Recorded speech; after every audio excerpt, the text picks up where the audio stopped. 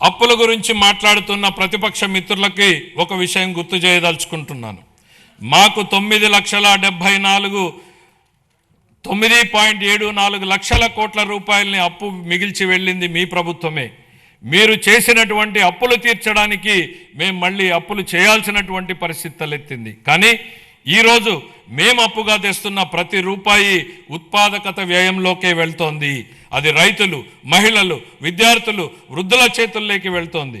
గత ప్రభుత్వ నిర్వాకాల వల్ల సకాలంలో జీతాలు కూడా ఇవ్వలేని దుస్థితి నుండి ఇప్పుడు మా ప్రభుత్వం సమర్థ పాలనా విధానాలతో ఆర్థిక సుస్థిరత దిశగా అడుగులు వేస్తోంది. ఖర్చులు తగ్గించుకొని, వనరులు పెంచుకొని ఆర్థిక స్థిరత్వం దిశగా ప్రయాణం చేస్తోంది. సంక్షోభంలో ఉన్న రాష్ట్రాన్ని ఆకాంక్షల సాకారం దిశగా నడిపిస్తున్నాం. మా అభివృద్ధి వ్యూహంలో అత్యంత కీలకమైనటువంటిది సాగునీటి రంగానికి బడ్జెట్ అధిక ప్రాధాన్యతనిస్తోంది.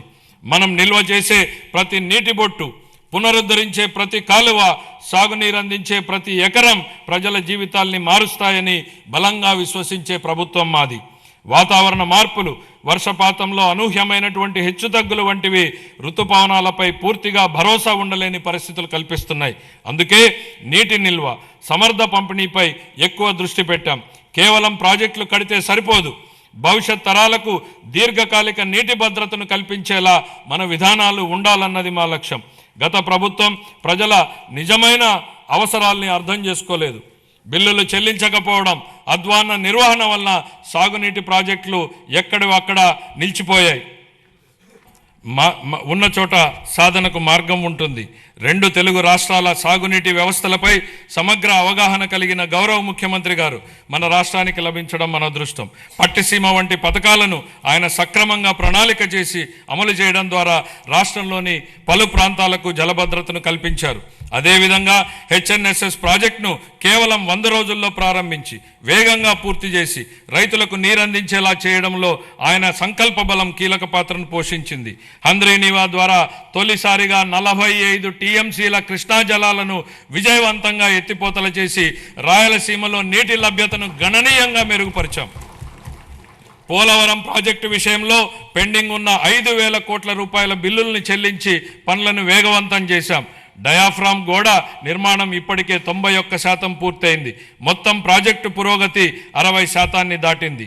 వెలుగొండ ప్రాజెక్టు, బీఆర్ఆర్ వంశధార దశ 2, అలాగే వంశధార నాగావళి మరియు నాగావళి చంపావతి నదుల అనుసంధాన పనుల్లో సమాంతరంగా గణనీయమైనటువంటి పురోగతి సాధించబడింది.